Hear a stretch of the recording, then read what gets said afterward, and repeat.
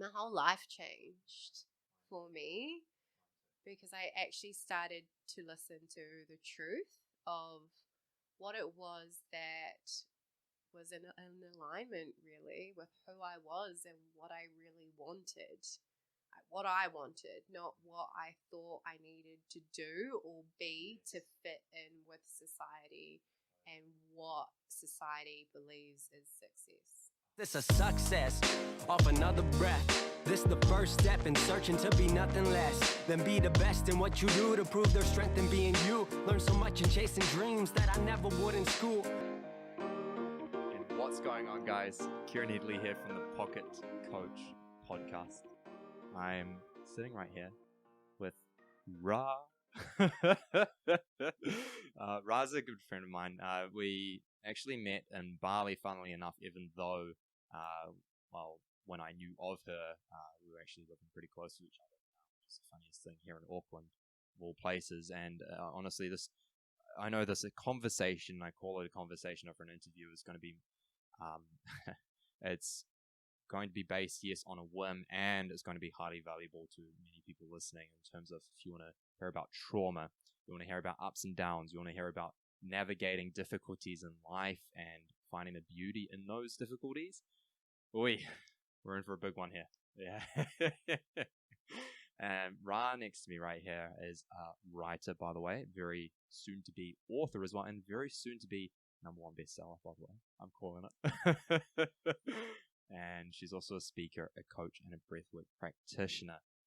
And I'm so very excited to welcome you officially, finally, on the Pocket Coach podcast. What a beautiful intro. And yeah, I'm really excited to be here. It is an honor. It is a privilege. I feel like it's the perfect time. How many times have we tried to sit down and have this conversation? But I feel like it's perfect. So I'm really excited to dive into whatever unfolds, really. Me too. And in fact, just about a year ago now, actually, I tried to interview Ra, and unfortunately we had audio difficulties. So the audio didn't sync very well with my computer, didn't have the nice equipment we've got now. Mostly nice. I was just talking to Ra about how terrible these stands are, but we got there in the end. And unfortunately it was a bit of a failure, but hey, just means it wasn't the right time, and here we are. So I'd love to, before we do anything, actually ask a really big question, and we'll dive into a bit of the story. What's the big question? Yeah. I love that. A really, really big question. It's always good to start with something big like that. Trauma. What is it? And what is it to you? And what can we gain from trauma? What a big question. I feel like you're the perfect person to ask that. It's just an intro. I love that. Thank you. What is trauma? I'm not really going to speak into it from like the science point of view, but I feel like trauma is something that affects every single human being on this planet, whether or not you're aware of it or not. And, I feel with that, it's like once you actually do have the awareness of it, then you can really start to shift and transform your life. Because for me, I had no idea that trauma affected me the way that it did in my life, and everything that was occurring in my life. I don't know, for like so long, like over 10 years, really. Like I just thought that there was something wrong with me, instead of realizing that a lot of things that happened to me when I was a child, the way that my child self-interpreted those things was that, this is not safe. And so I ended up going about my life pretty much living in fight or flight, dorsal even. For those of you that don't know what dorsal state is, it's pretty much like a severe shut down. And so, yeah, trauma is such a big thing to speak about. And I think a lot of people don't realize that even like the smallest of things that can happen to you can create a traumatic response inside the body, which then affects how you then lead your life. And so when you have that awareness and you have that understanding, then you can actually empower yourself. And so for me, having had the awareness and the understanding that, okay, I've experienced this event as something traumatic, and then having the tools and the awareness and the understanding as to how to move through it, that's when I learned how to empower myself and then not make that trauma something that affected me for the rest of my life. And then that trauma be the story that I kept telling myself over and over and over again, and instead looking at it from a space of, what have I learned here, and how can I use this to turn this into something purposeful, and how can I use this to either help others, whatever it might be. And so talk on that for a second. What do you mean by helping others through your trauma? Because I feel like there's some disconnect that I know I had for a long time with that concept of like, why should I have to go through this trauma to help people? Like there was a story that would go on in my head around definitely strong victim mentality once upon a time, but also as well this concept of how is this going to serve others? Yeah, it was a strong disconnect when I was starting to speak more with others that had gone through something difficult. So what do you mean by that? Well, like, I think the biggest thing with that is like, when you have learned how to transform your pain into something meaningful, then you have the wisdom to help guide others. You know, you've been there. Like, you can listen to someone, you can empathize with someone, you can see what that person is going through and have compassion for their journey. And there are so many people who I feel who are like out there who don't feel seen, don't feel heard, especially in their trauma. And so the way that I look at it is, actually it's been a gift, because it's taught me unconditional love, it's taught me compassion, it's taught me forgiveness, because I can see why and how people are behaving the way that they are. And so instead of it making it mean that this person is a bad person, which is what a lot of people tend to do, right? The person is bad, versus actually the behavior perhaps isn't okay, but where did the behavior come from? What's the root cause of the behavior? And then actually seeing that that behavior is in fact linked to trauma. And so when you can see people in that way, it really just shifts and changes things. And I know for myself, like, I feel like it's such a gift to offer people, because I know for myself in my own journey, having navigated depression and high functioning anxiety, I never felt like anyone understood me.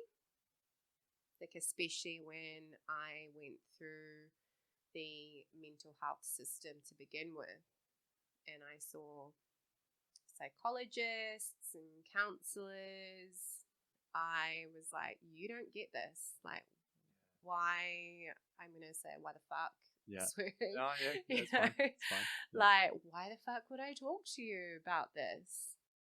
So what was the disconnect there with the psychologist? Because I also had that experience. I know we've spoken on this before once, and I know for myself, I also didn't feel understood by psychologists, counselors, therapists.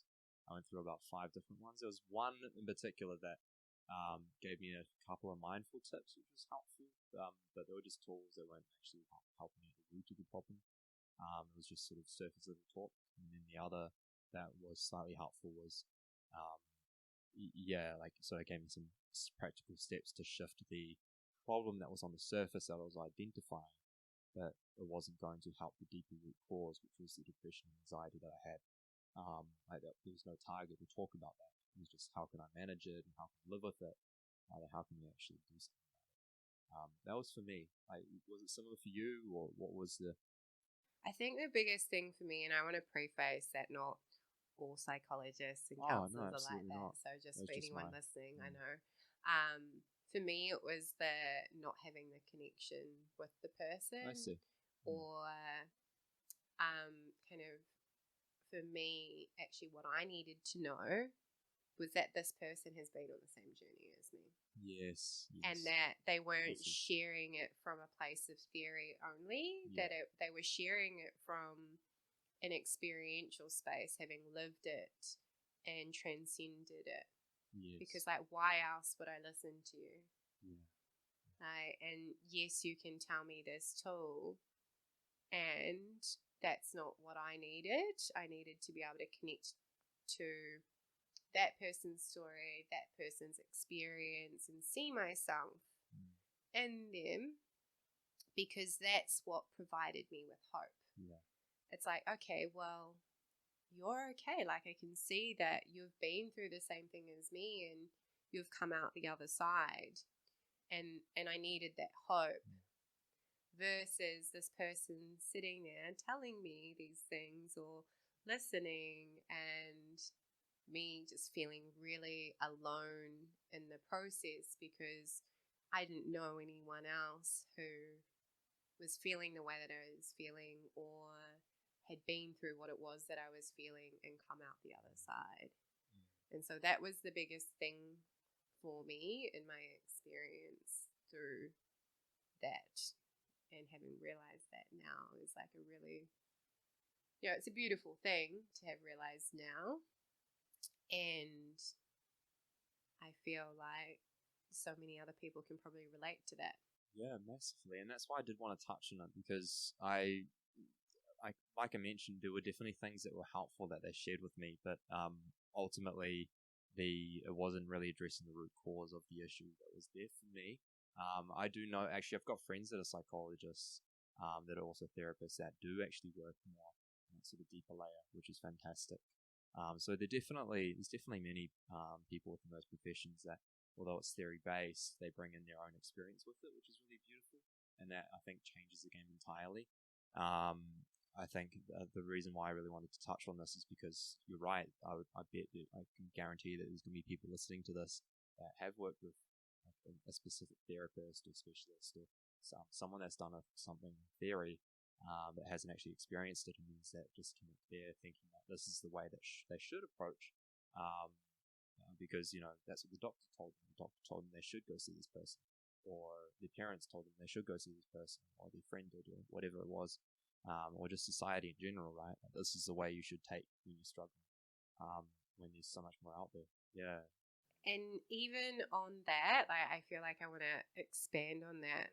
It's like, this is what you should be doing, right? When also too, there is a part of us that intuitively knows what it is that we need as well. And so there was that aspect of it for me. It was like, I was there and I was like, nah, this is not what I need. Like, I knew, but I didn't listen to that because, well, that's just what you do, right? When you're depressed, you go to the psychologist. And then I was like, well, why isn't this working? Because that's what you should do. But my intuition was telling me, no, this is not the right thing for you, Rawinia. And I didn't listen to that for so long. And so, the aspect that I kind of wanted to expand on is like, yes, they're experts, but then there's also that part of you that knows what it is that you need. And it's really important to listen to the wisdom that your body holds and really follow that and lead from that place as well. And I'd love to actually for you to expand on that intuition. Oi, hey, that's a big topic, and it's something that's definitely, it was a big resistance in my life, because even though there were things that I should do, I still bar the medication aspect, because I didn't resonate with that at all, even though it was what I should do. I was very disconnected from it. I still went the sort of logical path because put logisticals behind it, and even though I felt like maybe I didn't feel connected with it, like my mind was so connected with it, that I still went that path of trying to understand the brain, trying to understand like why physically these things were happening, rather than actually coming into what it is that I actually felt that I needed. Because there's such a difference there. I mean, an emotion can't be measured. It's like, I mean, it can maybe be measured by chemicals, but you can't measure the experience of the emotion at all.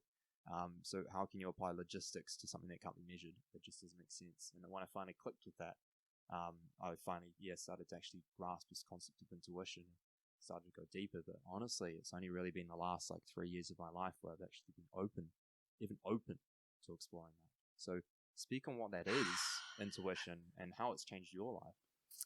Yeah, I feel like there are a few things that you said in there which I could really resonate with. And I personally feel like as a society, as a collective, we are going to generalize. Most of us are really disconnected from our intuition in our body, because I feel like society has placed value on logic and the brain. And so it's meant that we have ended up living and making our decisions from here only, versus making decisions from a fully connected place, which involves logic, the heart, the gut. All of this, yeah, like all parts of you, right? And so even for me, the root cause of my depression was me not listening to my intuition. Oh, yeah. Totally resonate with that. Yeah. Like my intuition was screaming at me, like, leave this relationship. This job isn't right for you. What are you doing? Yeah. It was literally like screaming at me.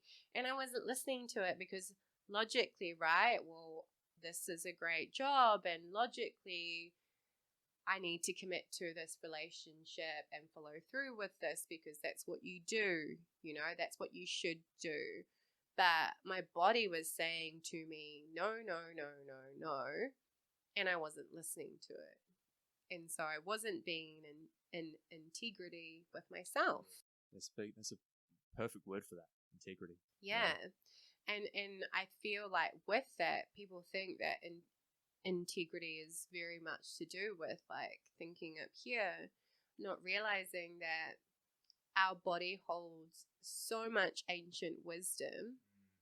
If you look back at how our ancestors lived and how they made decisions, it wasn't based on logic alone.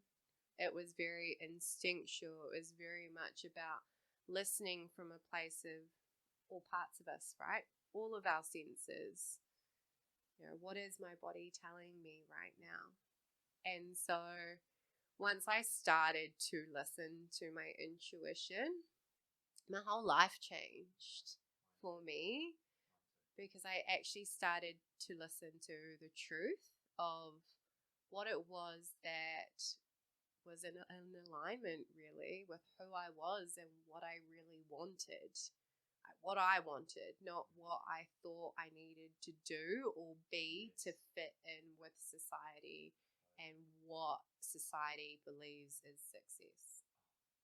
So good. It's actually why I nearly started a party boat business in America, was because that's what I thought I wanted, but it wasn't what I needed, like what I actually genuinely wanted. Like when I was living in Canada, I was trying to sort a visa to go back to San Diego, live with this rich guy that I was living with, to start this party boat business. I I had this little epiphany. I was on the phone to my friend, like freezing my ass off, like waiting for another mate to come and let me into this gym of his. And anyway, I was on the phone to him, just weird scenario, and we're just speaking, and he's like, I think he asked something along the lines of, so when are you going back to the States? I'm like, I don't know if I want to anymore. And it just hit me. I'm like, actually, no, I don't want to spend the next few years of my life partying nearly every single day with like 20 people and building this party boat business, like it's not my vibe anymore. Like I don't resonate with that anymore. And the reason why I was trying to do it is because it would have been quick money. I would have been working with a multimillionaire. I would have like done something seemingly respectful for others because it would have been a very quick sort of profitable experience and situation. I would have had the opportunity because the time I was lonely to be surrounded by women, and I was this Kiwi guy with this accent that I would have had the opportunity for people to see me as interesting. And there's just, there was so many things that I was doing it for the complete wrong reasons because it's from a place of deep loneliness and craving within myself based on the fact that I didn't respect myself. And so the want was painted from the fact that not, like it was a want created and born from a want for love from others, rather than actually a want deeply from within for the love of others. If that makes sense. So that was such a shift for me to actually come to that, and that's when, of course, I pursued what I'm doing now. But I love that you spoke on that because that is such huge. That changed my life.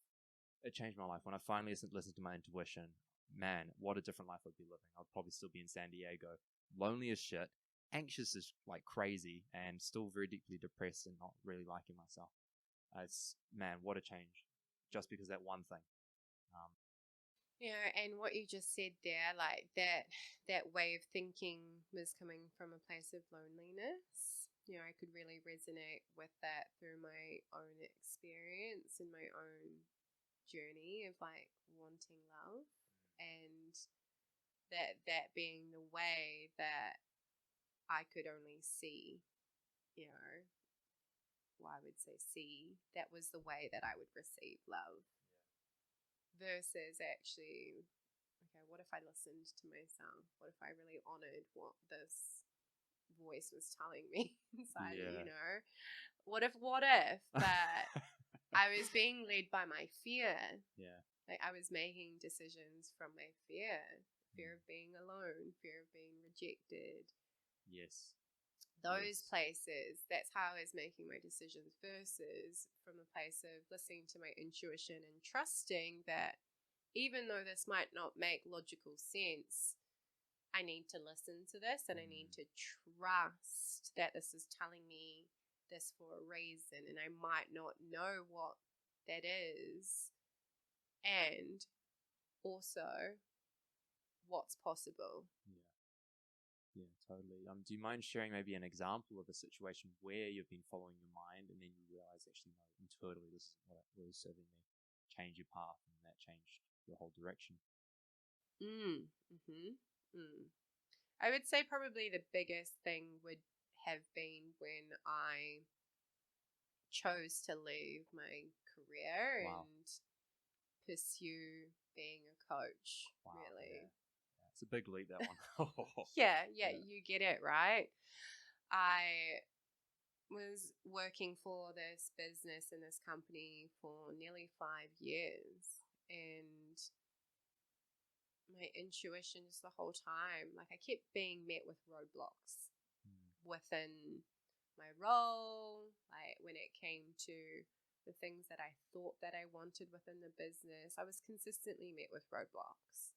And I kept blaming myself, being like, what's wrong with me? Instead of listening to that part of me that knew that, well, you only actually really align with one aspect of this, and the rest of it you hate. Like you actually hate. And getting really real with myself around that. Yeah. And being like, you've wanted to be a coach for how long now? Like at least 4 years. Yes. What's stopping you? Why are you not doing that? And then once I handed in my resignation, the relief that washed over my body was just so indescribable. Yeah. Because even though I had no idea what was going to happen, at least I knew that I was honoring myself, really, and what it was that I knew that I needed to be doing, yet I had felt too scared to do it.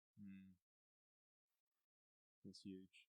It's huge. What can people start doing to actually be now more in tune with their intuition? Because if you're speaking to the Ra that was not in touch with her intuition, and she was listening to her head, what would you say to her to help her understand that there's something so much deeper that is wanting and yearning for this life of being a coach, serving others in that way, and not being within this business? Love this question. So good. I feel like it is starting to listen. And when I say starting to listen, when you hear that voice or when you have that knowing or however it presents itself to you, is taking action on it. And it's going to feel scary because at the moment you don't have any evidence Yes. that it's safe to do so. Yes. And so the more that you take action on it and the more that you listen to it, then the more that you start to trust it. But until you start to listen, then you don't know. No, well, you're never going to know. And one of the biggest things for me, which helped me, was asking myself, what if I could actually live the life of my dreams? And what if anything was possible? And really focusing on that instead of where my logical mind was going. What if I fail? What if I can't do this? What if it was like, actually, no, focus on your dreams. Like, you've always wanted this. Yeah. You've always wanted to help others through coaching. You've always wanted to write. There is a reason why you've dreamed this dream for however many years. You need to listen to that dream and trust. And that was the thing that I focused on. Every time I made a decision listening to my intuition, it's like, okay, well, I don't know how this is going to go. And it could lead me to this place. So having that as a focus really helped me. And it was just taking that leap every single moment that my intuition said to me, no, or this is what you need to do. And I also want to say that it's a practice. Yes. It is a practice. And so there will be moments whereby you don't listen. And then with that, it's like, okay, cool. What was the result then? Okay, did that go well? Or am I still feeling like I'm stuck or confused or whatever it is? And then noticing, okay, well, what happens when I listen to my intuition? How does that feel? How am I feeling? What am I seeing come into my life as a result of? And having that awareness and bringing that awareness into it as well. Yes, it's beautiful. And I for sure, I'd love to tie that even back to your conversation around trauma. When you went in depth in trauma, you spoke on the fact that trauma quite literally enables wisdom. And the depth of that trauma, depending on whether one is willing to look at it or look away from it, is going to dictate how deep of the depth of wisdom that's cultivated from it. And what you've been doing is you've obviously started, after some time, you eventually started to look at the trauma and actually face the trauma. And in doing so, that depth of wisdom has come. Now, I'd like to actually ask about that, where that trauma came from for you. What is it that caused the biggest trauma in your life for you? I feel like there's like a couple of things here. So the first part, which really kind of presented all of it to me in a very real way, was when my mum passed away when I was 19 years old. And I just did not acknowledge any of it. So I fully repressed all my feelings, pushed it all to the side, kept going about life. I went back to work like the next week. into a busy role, just kept myself busy, distracted myself. It's logical, right? Like, keep yourself busy. Yeah. You know, like literally did everything I could do to distract myself from what it was that I was feeling or not feeling. And it wasn't until about 2 years later when my life started to kind of fall apart that all my trauma came to the surface, and I was like, whoa, what's going on? So that was, I would say, like the big catalyst of it first presenting itself to me. And then childhood stuff, really. You know, I think most people have childhood trauma, and I also feel like a lot of parents are just doing the best that they can do. And when I grew up,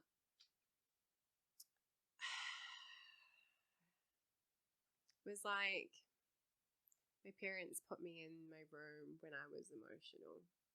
And, you know, when I was crying, I was locked away instead of being held, being seen, and being supported. And so the impact of that meant, like, in my relationships, well, I'd just withdraw and I'd isolate myself and I'd not tell anyone how I was feeling. And so for such a long period of my life, when I did experience suicidal thoughts or really, really, when I was deep in the hole, I wouldn't tell anyone because that's what I'd learnt what to do as a kid. It's like, no, these emotions are not okay. And so I learned, okay, well, you need to be in your room. In order to be loved and to be accepted, you can't express these emotions because if you express them, then you're going to get shut away. And so for me, that hugely impacted how I didn't express myself. I didn't express my emotions. I didn't feel safe to, I would say, like, be myself. Even though my parents loved me immensely, you know? Totally. And they were great, but that's the story that my little girl told herself. And the impact of that throughout my life has been like, it's been a lot, to be honest. Yeah, totally. Especially when it comes to navigating this world in relationships and noticing those patterns come up where I'm like, I just want to go and lock myself in the room and not see anyone.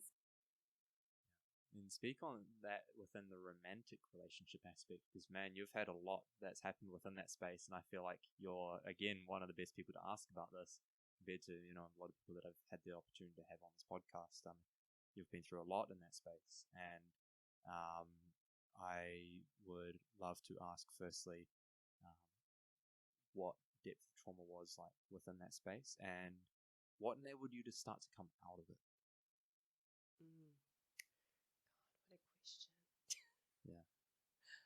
I feel like, so one of the things with that was that I sought love in others through sex for a long, long period of my life. And where did that come from? It was from low self-worth. Yeah. And not being connected to myself and believing that my value was in how I looked. I see. And that I wasn't lovable for who I was, really. So who I was as a person, you know, my emotions, my intelligence, all of those things, it came from that space. And so it was a very self-destructive way of behaving, but that's all I knew at the time. And I went through this period for so long. And then I would like go all in, you know, give my heart over to all of these people and then end up getting hurt and essentially just continuing this cycle and this pattern of rejection. Yes. You know, this pattern, oh yeah, look, here's the evidence. The evidence is that you will always be rejected. Yes. And so it was literally continuing this cycle, essentially from my childhood, right? No one loves you for who you are. Yeah, and that's why I asked the question, because I mean, what you shared there about not speaking your emotions, locking yourself away, being told, or being shown rather, I should say, that if you do share your emotions in any shape or form, that it should be punished, and you clearly took that subconsciously, unconsciously into your relationships and as well, on top of all this craving for self-worth through sex, through physical appearances, through physical affirmation. Like I know I also fell into this as well, so I'm speaking as well from a little bit of this. But like even in my last long-term relationship, I literally just did everything to try and make this person happy. Yeah. And did not listen to what it was that I needed. And it is so, that was my response, right? That was my trauma response. And so teaching myself how to speak up and say what I need and really just communicate how I feel has been such a journey and such a process and really triggering, especially because I would say the depth of the stories, really. Yeah.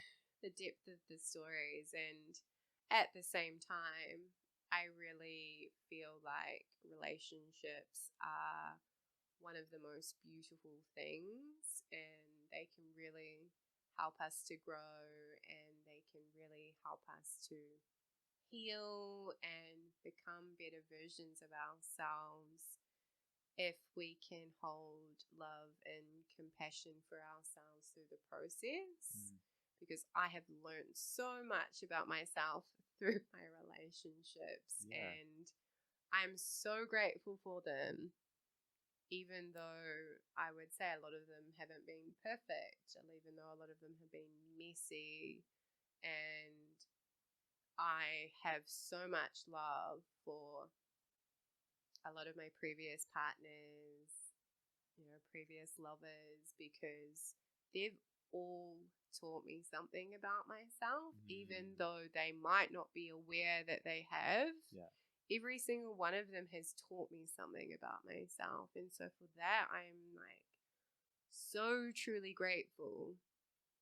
And even having that mindset has really supported me, because instead of looking at it as like, okay, like I need to be with this person for however long, and I need to control, and I need to make sure that I don't get rejected, which was, you know, again, a trauma response. It's like, okay, well, how can I just be open to what is here and see what evolves and see what happens, and be loving and caring and not make that mean anything about me. Yes.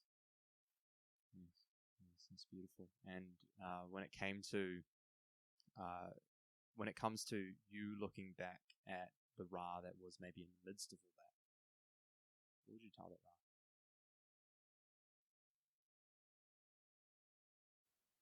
Honestly, I feel like I say this all the time, that it's just going to be okay. Yeah. Like, I feel like that Would she have received that? I think she would have struggled to have seen it, to be honest. Yeah. Massively struggled to have seen it. What would you have said then if she told you that?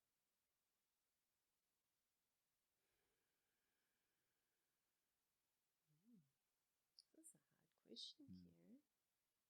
It's all about hard questions. Love it. Yeah.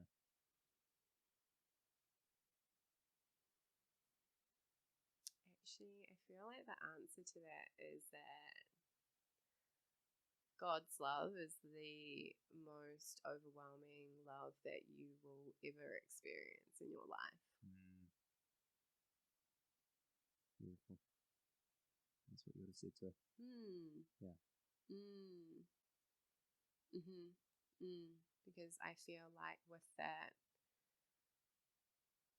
saying the word God, and less than a year ago I would never have said the word God. The word God triggered me. Yeah.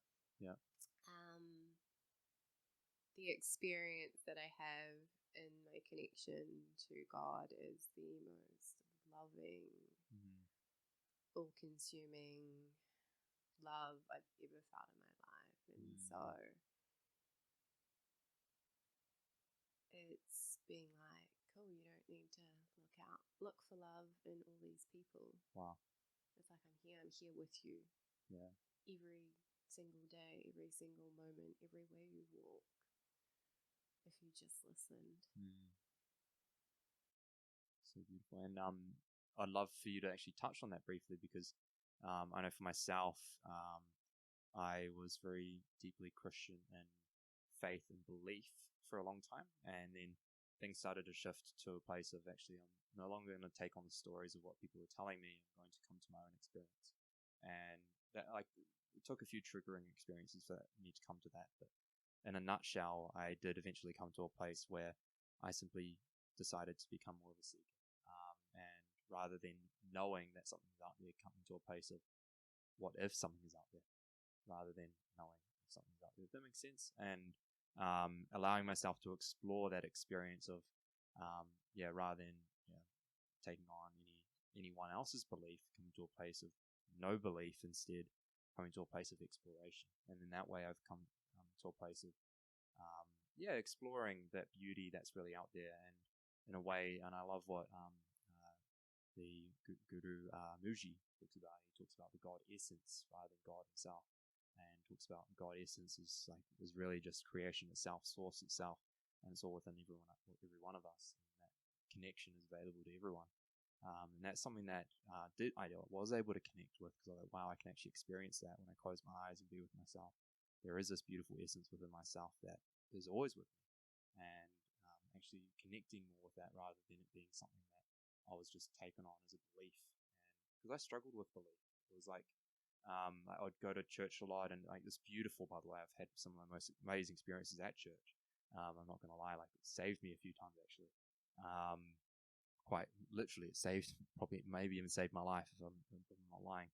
In certain circumstances. But it was also as well this thing where I just completely relied on that time that I went to church on Sunday, and I relied on praying to God, and I just felt like I was in a place where it was just purely a belief in my head rather than something that I was truly experientially connected with, if that makes sense. Yeah. Does that make sense? All of it makes so much sense. I all wanted of to touch it resonates so much. Because I feel like there's a lot of people that might be either wavering in their faith, or people that are very resistant to faith, or people that are very strong in their faith but confused. And it's and I feel like it is a topic that isn't talked about enough. It is also as well, I do want to say as well, I've been on both ends, where I've been in strong belief and strong disbelief, where it's been like I believe no matter what, and then I came to a place where there's it can't be, and both are just as problematic as the other, because it's quite literally just a belief, disbelief and belief of beliefs, and that's just resistance to what the possibility is, because now there's no possibility. I've created an assumption. So speak on that, please. Yeah, I really love that. Thank you for sharing, because I actually wasn't aware of where your faith kind of first began and the journey that you've been on, and so it was really incredible to hear that. And there was a lot that you said that I really resonated with. And for me, when you said truth seeker, I've always sought something. Yeah. I've always believed in more. There's always been a part of me like, there has to be more to life. Like, what is that? Yeah. And so I've been searching, trying on different belief systems. How does this feel? How does this feel? It's like trying on jackets. Yeah, well, that's it, right? Yeah. And I think the biggest thing for me was, okay, cool, I'm trying on this belief. And then I was in that, and then I was like, oh, yeah, this is it. Yeah. And then I was like, no, it's not. Yeah. And then I'd shift into something else, and I'd be like, this is it. And then I was like, no, it's not. And so for me, it's always been this thing around what is the truth, and a really deep sense of curiosity, really, and this belief that there just has to be more. There has to be. And I did go through a period of disbelief, and I would say that that period for me personally was me giving up. Yes. And when I've had my own felt experience of God, and it's definitely not been through religion. I haven't really been to church much ever in my life. And so my experience with God is very much my own experience. Yeah, that's beautiful. And I'm like, okay, I get it now. I get it. And in any time I start to get into this place of overwhelm or confusion or chaos, it's like, where have I not connected with that? You use the word God essence. Where have I not connected with that? Where have I not created this space to listen, to be, to slow down, to tap into this source energy, however you want to describe it? Because when I am connected, I feel infinite. When I'm connected, I feel like anything is possible. I feel so much love. And when I'm not creating the space for that, I feel the opposite. Yes, and you speak about connection, and connection is something that I know a lot of people create something in their minds, or a story in their minds, that connection must mean connection between one person and another. But of course, what you're referring to is actually self-connection.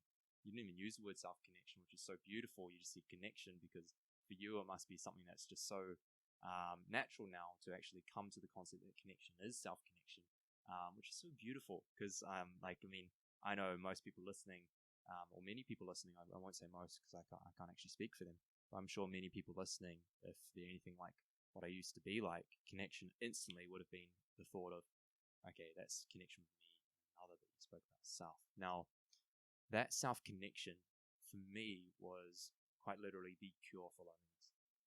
Like when I was disconnected from myself, I'd feel so alone, whether I was with someone else or with myself. I'd feel so lonely, rather, I should say, whether I was alone or with someone else, because I was so disconnected from myself. How could I be connected with another? And that self-connection enabled not just connection with others more so, but also so much more of a sense of completion when I was actually on my own. And now I actually almost enjoy being on my own even more sometimes. Oh my gosh, that's so beautiful. But that connection itself, can you speak on that and what you do to actually help enable more of that connection with self? I feel it's so vital and so important for people to understand this. Yeah, thank you for sharing that. I really resonated with pretty much everything that you just said. I was like, yeah, you're mirroring back to me my own journey. Yeah. And I would say the biggest things that have supported me to connect with myself has been to slow down. The hardest thing in society at the moment.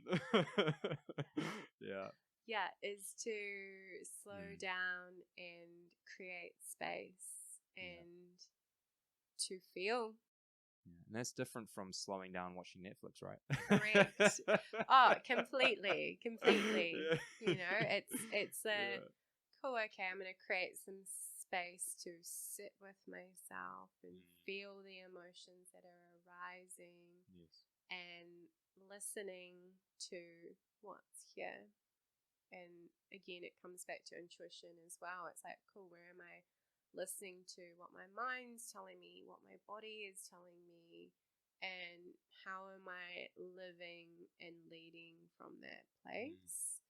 And it's been very much a practice, because for me, I notice where I just like automatically default into this rushing version of Rawinia who wants to go fast. Yeah. And then I feel really disconnected from myself. Yes. And then I'm like, you need to slow down. Yes. You actually need to take your time. You need to create the space to connect with yourself, be that through mindfully breathing and scanning your body and noticing, like, oh, how is my body feeling? Is it feeling tight? Do I feel feelings of anxiousness in my body? Like, how does that feel? And connecting in that way. And so it's very much been a practice of slowing down, which has been one of the most challenging things in my life, and also the most rewarding thing, because when I've been connected to myself, then it's like I see the world with so much beauty. Oh, yeah. And like the most simplest things. Yeah.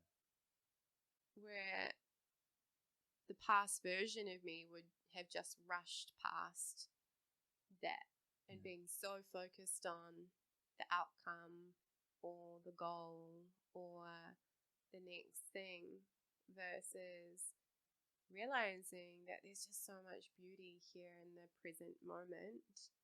And how beautiful is this cup of coffee? Or was it so beautiful for you today, was it?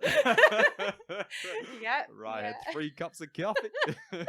Yeah, very unusual for me. Or, just even like if you just look out the window, like how beautiful that scenery is, and the clouds and the trees and creation. Yeah, sorry guys on YouTube, we're looking literally the other way than you guys, so you guys get to see this peace symbol behind us, which is nice. But Yeah, and it's been presence, and it's so, I want to say funny, but perhaps not the best word to use. Like a lot of spiritual teachers speak about the gift of presence, and it's like, oh yeah, I get it now. Yeah, it's something that isn't intellectually come to, is it? Right? It's No. like I'm present, but I was so disconnected from presence. I was trying to focus on presence, but I wasn't present. Right? It's such a difference. So speak on that for you, what that's been like, because of course there would have been a shift there for you too. Yeah, I love how you were like, intellectually I'm present. Just gonna think my way to being present. There's a tree. I'm present. That is not presence, Karen. Yeah. 95% of your mind is that way. And your emotions are that way. Yeah. Presence for me, in my experience, is being in my body. Yeah. It's being in my body. So I have a past client who often messages me and is like, I always have you in my mind, telling me to come out of my head and into my body.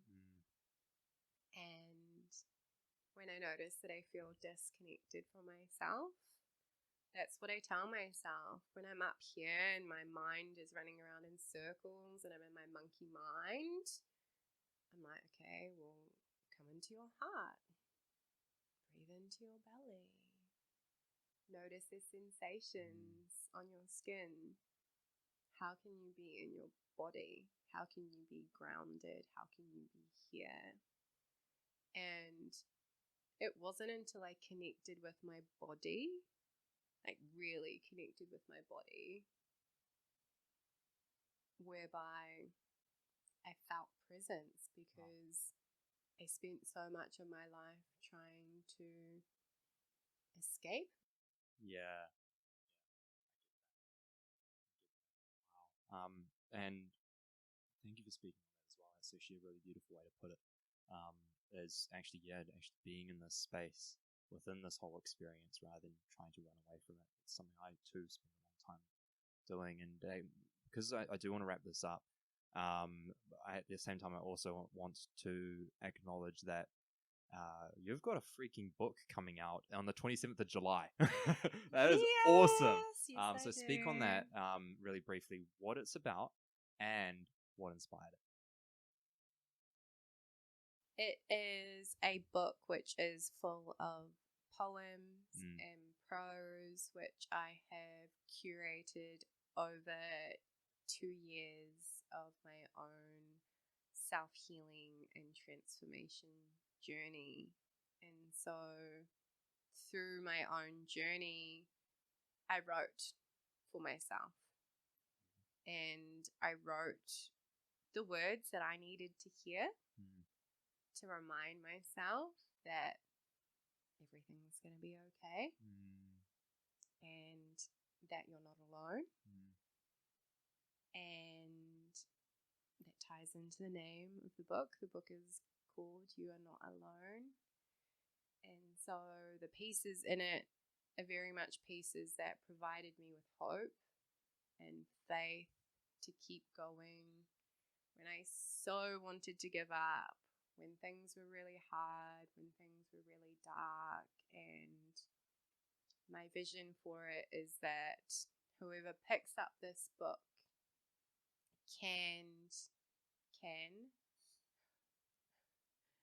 resonate with 1, 2, however many pieces within this book somewhere along their own journey, and for it to be a reminder that it's all going to be okay.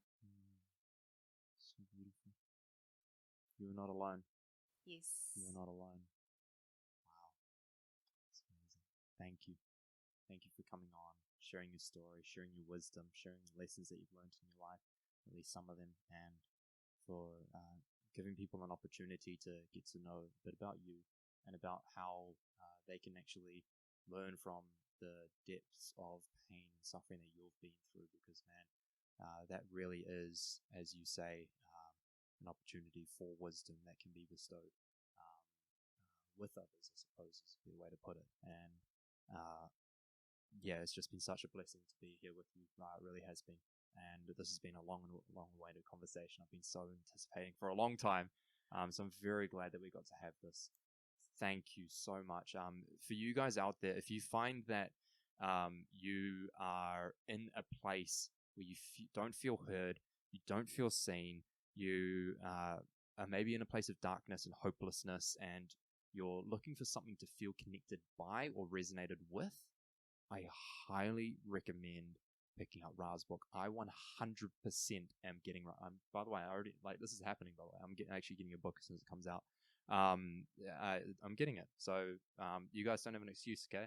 The kids are over here. I got the conversation, and I'm still getting the book. Yeah, so 100% recommend that, guys. And where else can they find you, Ra?